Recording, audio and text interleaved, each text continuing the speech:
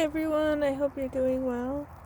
It's snowing, and in honor of winter and snow, which will lead to the fresh start of spring, I just wanted to have a little chat about letting go of what no longer serves you, being mindful of the energy and people and places and things that you surround yourself with, because it has a pretty big impact on you. And sometimes you can't see it until you take a step back and look at the bigger picture. And sometimes it's hindsight. Sometimes it's just pausing, processing, and reflecting. But it's really, really important to be mindful of those you let into your life, those you let into your inner circle, those that you give your time and energy to.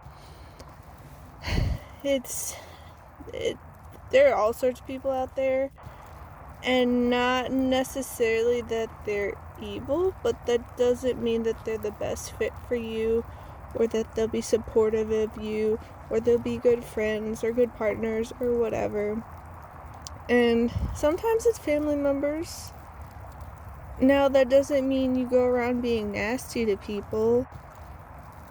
You just are mindful of what you need, and you can set boundaries, and you don't have to give them your time, energy, and resources. If they can't respect you, if they can't be honest with you, if they can't be kind to you, if they can't have integrity, if they can't show up as a decent human, you don't need to be around them. So, to sort of illustrate this point, I have had some people in my past that were not good to have in my circle, and looking back now, I can see lots of red flags. Some of those people are family members, some of those people are bosses and peers and co-workers. Some of those people are supposed friends or partners. Like, my one ex, my friends are pretty sure he's a narcissist, and doing the research that I have lately, pretty sure he is, but it's not confirmed.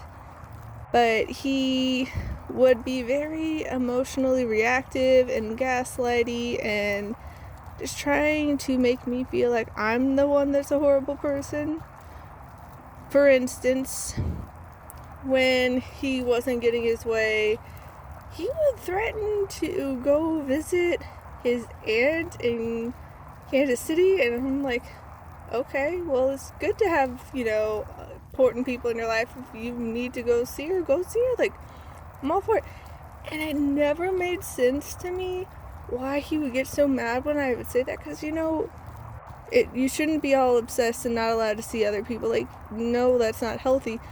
But now that I know more about things like narcissism, it's like, oh, that was a ploy to get me to beg you not to go, and you were mad that it didn't work. Okay, wow. And he did other things, like, he cheated on me multiple times.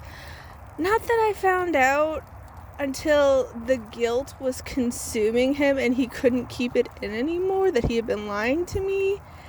And I think it was like over a month, and it was multiple times, and he's like, oh no, I just felt so bad. And like, he was just having a whole day of sorries, and like, okay, that's cool, but where do we go from there? And then he'd explode and yell at me. He's like, what? My apologies aren't good enough for you? And just like going on and on and on. It's like, no, it's not that your apology isn't good enough. It's just people can be full of lip service and empty words that don't really mean anything. So it's like, yeah, it's good that you apologize, but where do we go from here? How do we start making amends? You broke my trust. It's not like I'm not one to just throw people away. I'm willing to give people chances, but the thing is, you got to be mindful of who you give those chances to, because people like him, they're not gonna actually step up. Like, he just kept doing the same things, and then, like, he tried this twisted logic about how I didn't need to worry about his ex. Oh, mind you, he went and told my friend that she couldn't be friends with her ex. Like, people can't do that. You just can't be friends with your ex. And I was like, I looked at my friend, I was like, did he literally just say, because he was friends with his ex, who it came out later that he had cheated on me with multiple times, and he's like, no, don't worry, she's family, I see her like a sister. And I'm just like, you're telling me that you do that with family? Like, you're gonna like have that kind of relationship with your sister, with your mom, with your cousin, with your aunt, with your grandma? Like, really? And he's like, well, no. And I was like, yeah, you're the story, the logic you're spinning doesn't add up, doesn't make sense. So, yeah. And I could have lashed out at all these things, but I just, like, pointed out the flaws. It was actually, it don't make sense. It doesn't add up. What are you talking about? And then I basically let things play out the way they did, and he ended up sleeping in a car next to a toilet for whatever reason. Why? I don't know. People ask me. I honestly don't know, but we split up because he started yelling at me again about how I was a cold and awful person and all these things, and I'm just like, you're not having any honest conversation with me. You're keeping secrets and like all these things. Like, I wrote this like 3 or 4 page letter to him, just like breaking it down, because he had said that with his past exes, he wished they would have spelled things out for him and just told him things. So I was like, okay, I'll do that for you. But after that point, I did not look back. And similarly happened with my other ex. They are an officially diagnosed narcissist, turned out, which, learning what I learned now, it's like, oh, there were lots of signs. Would have been nice to see, but whatever. And so they started this whole hot mess drama thing, and like got other people involved in it.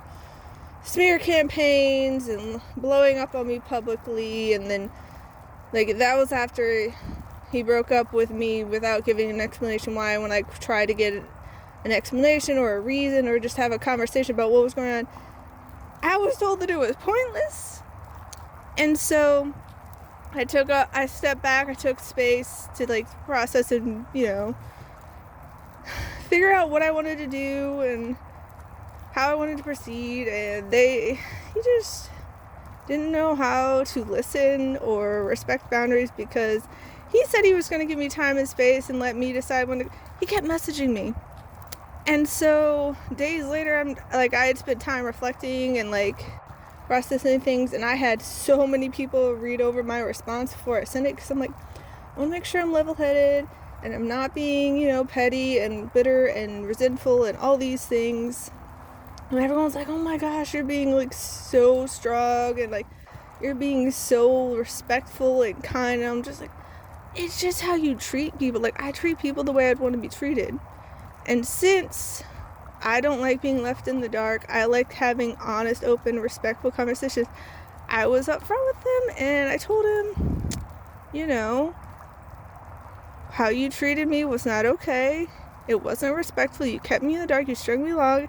And then you blindsided me with a breakup that, you didn't even give me an answer why. And it's like you're just treating people, sort of like playthings, and that's not cool.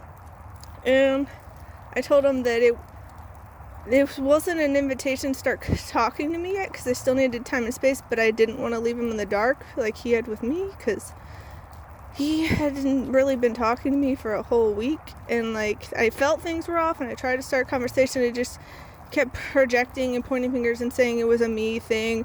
I was the problem. I needed help. All these things.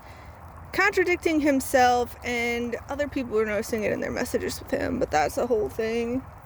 And so I told him that very clearly. I was like, if you cannot give me the time and space that I need, I will have to block you.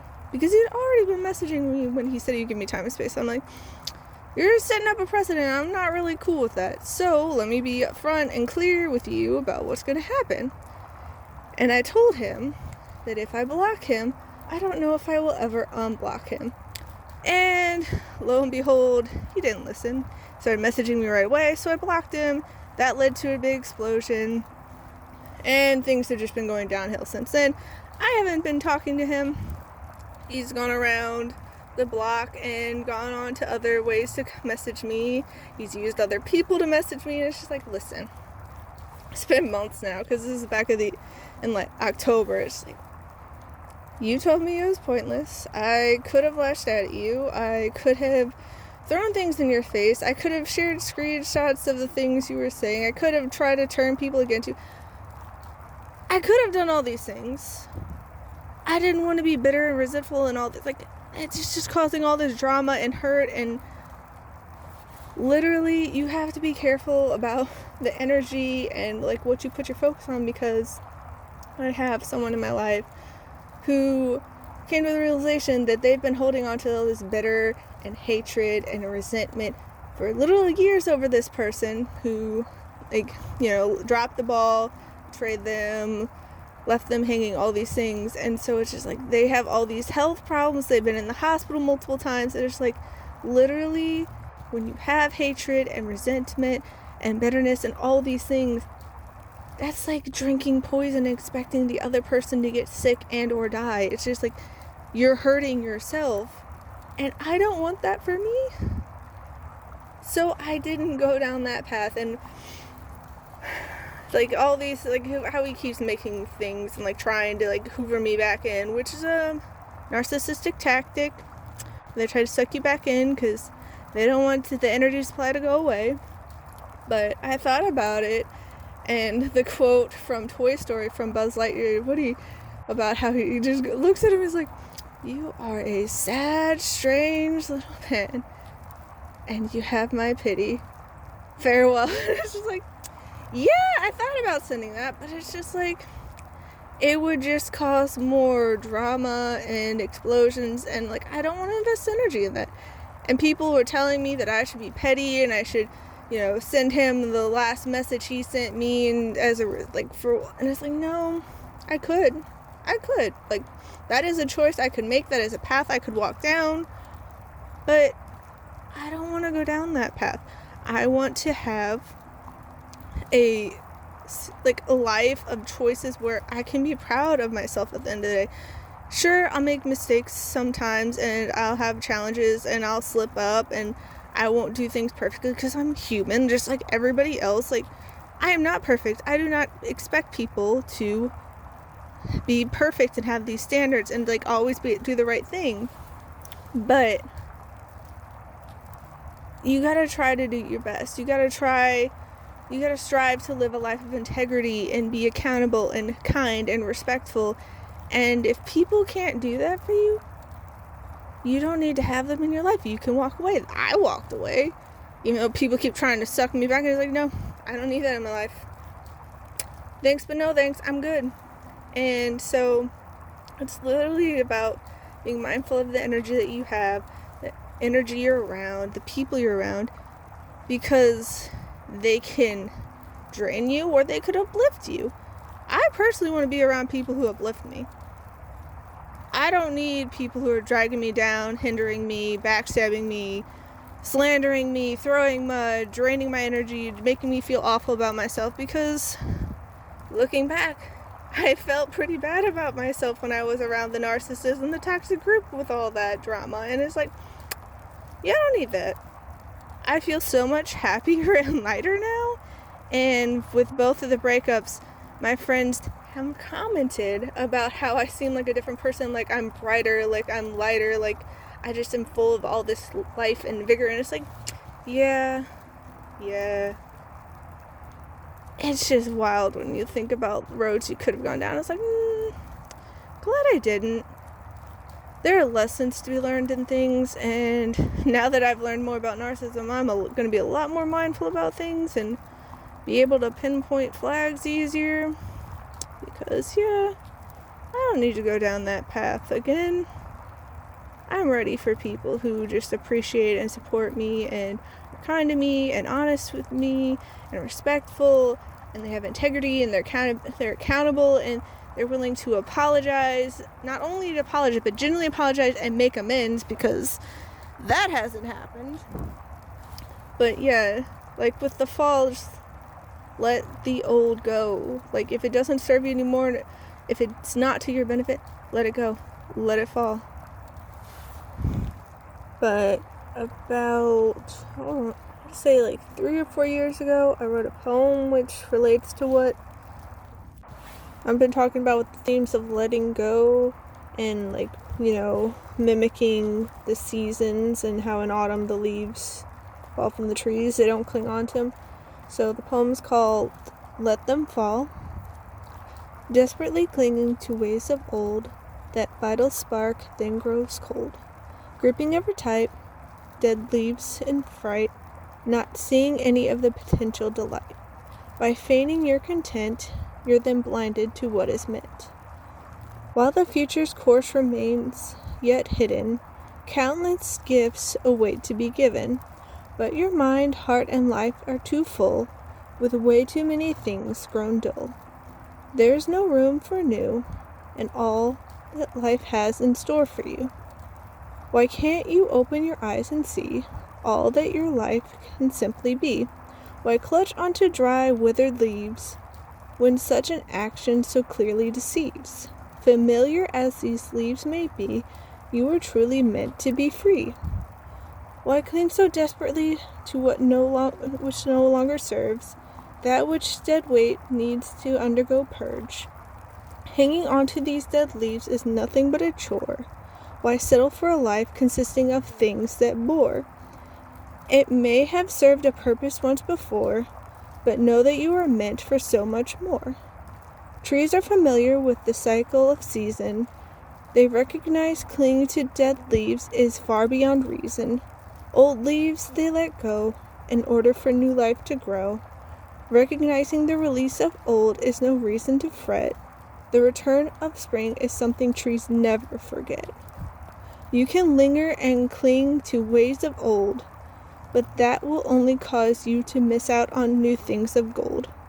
Life is a marvelous thing to behold, with exciting new chapters awaiting to unfold. Living a life full of meaning is important above all. Please, just let those old leaves finally fall. So, it's just so many people get caught up in clinging to what could have been, what they were hoping for, what used to be. And that's, all well and good if it was good before and it served you before. But the thing is, we're here in the present. We're not in the past.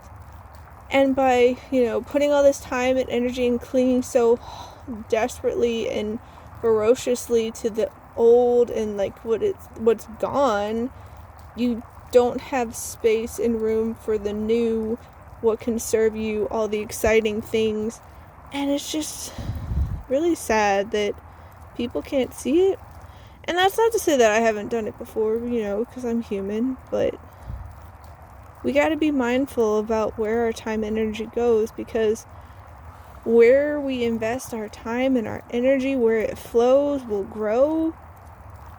That's a metaphorical garden that we're, planting seeds, watering, nurturing, and all that. And if you're not going to be excited about the harvest, you can't be upset because you reap what you sow, because if you're putting all this time and energy in things that aren't helping you, that are actually harming you, that are holding you back, that, you're like things that aren't even true, maybe because you're like, oh, they'll come back to me. Oh, I just need to keep trying and trying and trying. And it's just like you're trying to force things that aren't meant, and it's just going to blow up in your face. Like, if you're always complaining, you're always starting rumors, you're, creating slander and deceit, and all these things, it's only going to come back to you, because the energy you put out in the world comes back to you. And I've just witnessed that time and time again with all these people who are starting rumors, and it's just like, and this is like even back in school, like it blew my mind how many people were like that. And they didn't seem to have a sense of integrity in saying what they mean and meaning what they say, and, treating others kindly and with respect and being honest. It blows my mind. Which is why when I was working in schools, I often stayed away from a lot of my coworkers, not because I thought they were the worst people ever or they're evil, but their energy wasn't a good match. They were just always starting rumors and gossiping and like just being so negative. A lot of times I actually ended up hanging out in a room with my co-teacher who was always quoting the Bible and is a very strong Christian and just like, oh yes, this. And like, I don't know if I agreed with everything she said, but I feel like on an energetic level we were much more aligned and like more uplifting and positive versus most of the people there. And that's the thing. If you're not an energetic match for something, eventually it's gonna eject itself out of your life. Like if you're more of a positive person and you try to see the good in people, you try to see the positive life, the silver lining, looking for the good and all that, the negative people can't really stay around you. Like, it's the whole opposites can, reflect and all that, because like attracts like, birds of a feather, all of that. So eventually, some way, somehow, you're gonna go bye-bye. And it's not because, oh, you're better than them. It's just, no, like, the energy you put out into the world comes back to you. So if you're just gonna focus on, complain, bad, that's gonna be the people that you attract and that stay with you, because it's kind of like the whole echo chamber thing.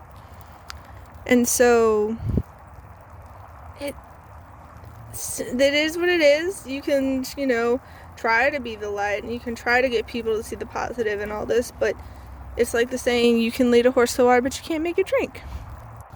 If they're not ready, if they're not wanting to, they're not going to. You can't control other people.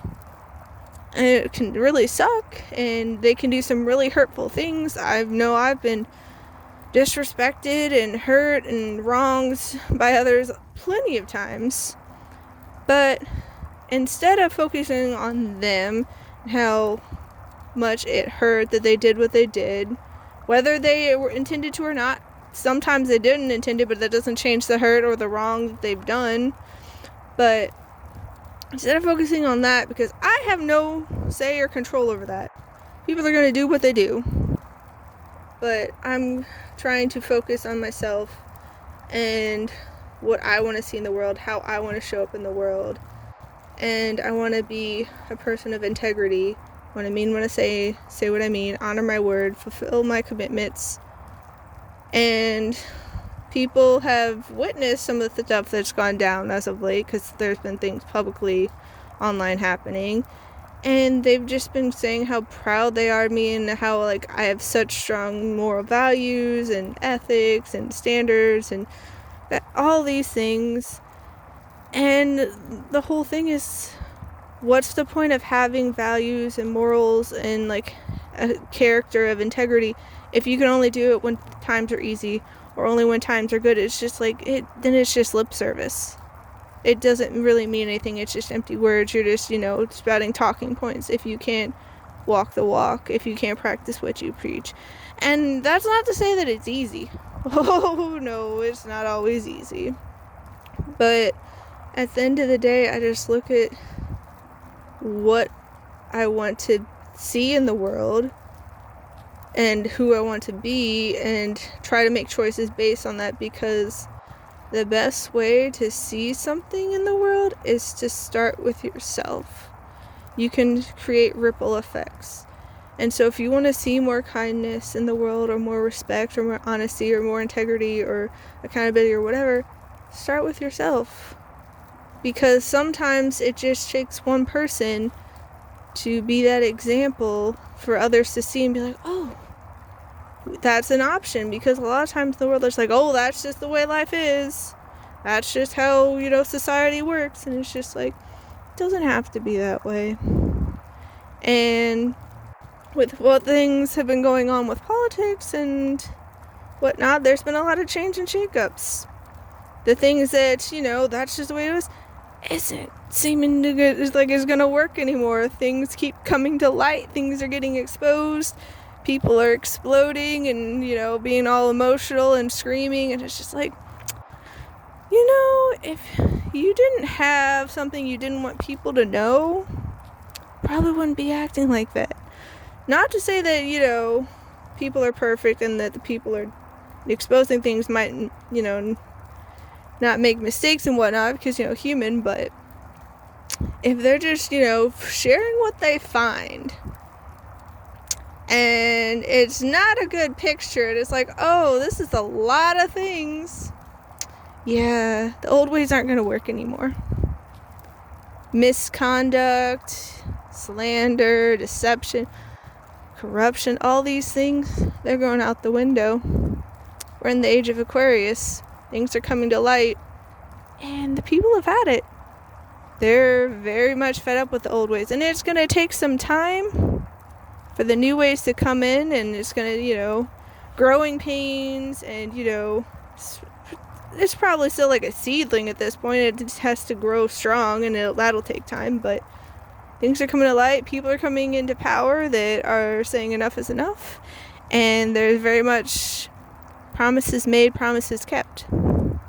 And say what you will about the people, you may not personally like them, you may not always agree with how they go about doing it, but there are a lot more people now who are following through with what they say and honoring their word.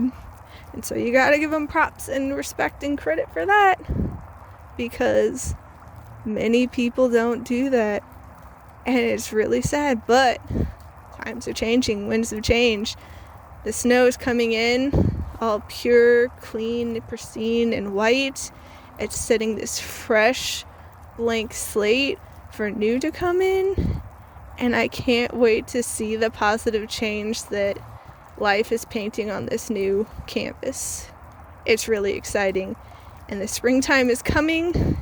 The flowers are going to be blooming. Life is going to be refreshed and renewed and rejuvenated, and it just feels so exciting and promising, and I can't wait to see the next chapter because things are looking up. So, take care of yourselves. Be the change you want to see in the world. You have a lot more power than you give yourself credit. You don't have to play in their games. I'm very much one who's never one to play those games, those petty manipulative games, creating all the drama. That's not me, especially when it comes to matters of the heart. Oh no, I don't play those games. I don't have time for that. I don't have energy to give to that, especially now. It's just like, I'll give chances, but if you're making it proven that, you're not someone of integrity, you can't keep your word, you're not going to be respectful and kind and honest and accountable, okay, by all means, that's your prerogative. I wish you the best. Good luck. Hopefully, you can find happiness and fulfillment and, become the best person you can be. But I'm not going to be around for it. That's not the kind of people I'm going to have in my circle. And you shouldn't settle for less either. You deserve more. You deserve healthy, happy, fulfilling relationships.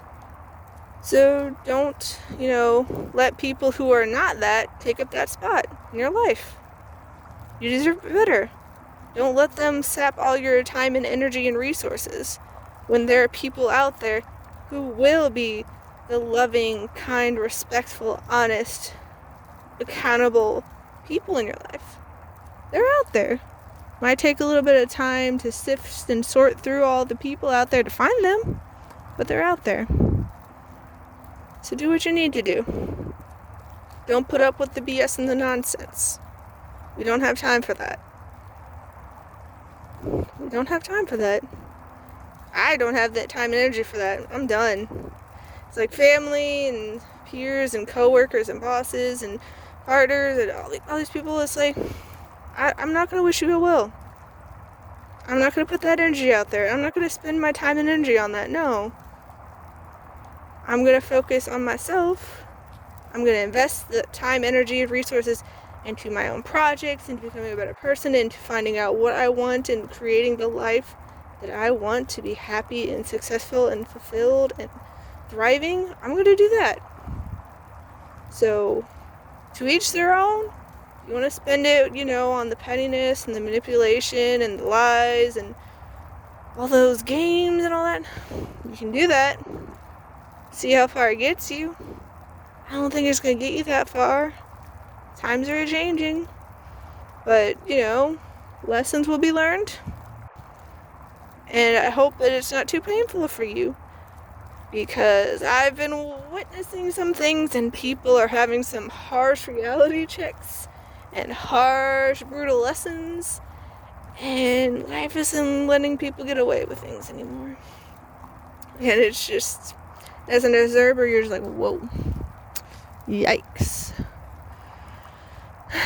But, they reap what they sow. And you can't really do anything about it if they keep digging their own hole. So take care. Stay safe. Do what brings you joy. Care about how you feel. Focus on making your life one where you have a lot of fulfillment and joy and happiness and peace and contentment. Because you matter. And you're worth it. So create a life that is fulfilling for you. And brings you love and happiness and joy and all the good things. And some days are going to be rougher than others, and that's okay. The storm will pass. Doesn't mean it's necessarily easy in the moment, but spring will come again. The dawn will come again. The clouds will clear. And even if the storm is really harsh and raining and all that, there could be a rainbow on the other side of it. So, breathe, relax. Take your time if you need to. You don't need to rush.